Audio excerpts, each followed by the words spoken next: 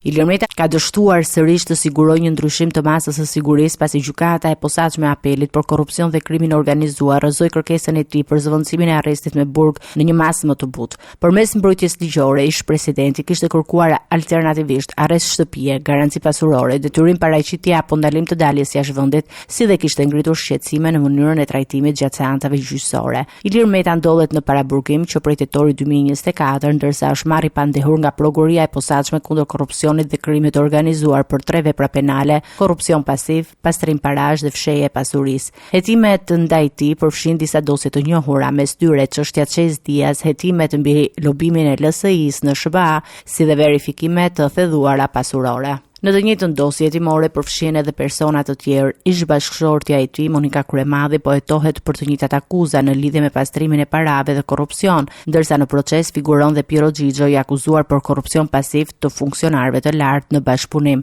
Gjithashtu në hetim janë përfshirë edhe Fatime Kryemadhi dhe Ema Çoku, të cilët akuzohen për pastrim parash. Çështja mbetet një nga dosjet më të ndjekura nga drejtësia shqiptare, ndërsa procesi gjyqësor ndaj ish-presidentit dhe bashkë të pandehurve të tij vijon fazën e shqyrtimit para prag dhe gjykimit të mëtejshëm.